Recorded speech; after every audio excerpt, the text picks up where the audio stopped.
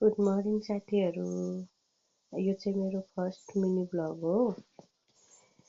आज चाहिँ बिहानै उठेर यसो बाहिरको मौसम हेरेँ। अब त्यसपछि खाना बनाउनु पर्यो भनेर चाहिँ अब म चाहिँ खाना बनाउनतिर अब चाहिँ भित्र लाग्दैछु। चना छ हैन, चना भिजाएर राखेको छु।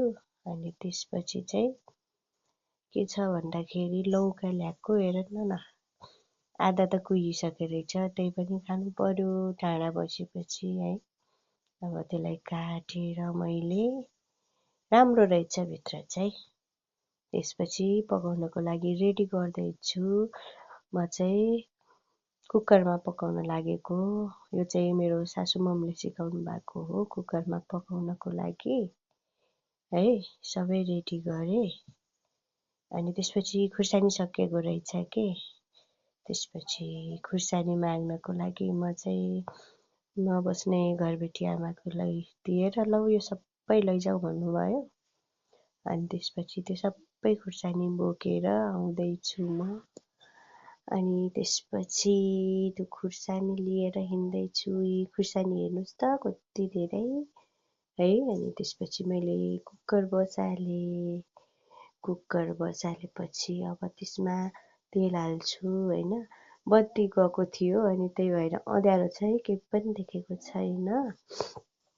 अनि त्यसपछि तेल हालेँ। तेल हालेपछि मेथी फुराएँ। त्यसपछि जिरा फुराएँ हैन।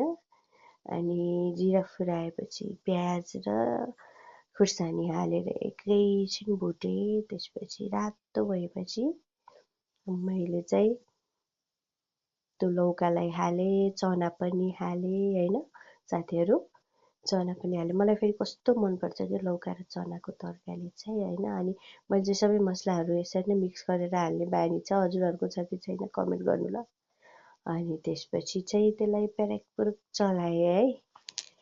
त्यस्तो भएको छ। बल्ल बत्ती आयो कि, हेर्नु न उज्यालो देखेछ नि है अहिले। त्यसपछि चाहिँ एकैछिन भुटेँ हैन। भुट्दा हैन भुटेँ। अनि टमाटर हाल्न बित्तिकै नुन हाल्छु क्या, त्यस्तो गऱ्यो भने टमाटर छिट्टो गल्छ। सिटी लाउनको लागि राखिदिएँ। एक सिटी लाग्यो, 2-3 सिटी लागेपछि पाक्यो। एकैछिन छोडिदिएँ है। त्यसपछि चाहिँ मेरो तरकारी चाहिँ रेडी भयो। Thank you for watching. मेरो मिनी ब्लग हेर्नु भएकोमा धन्यवाद।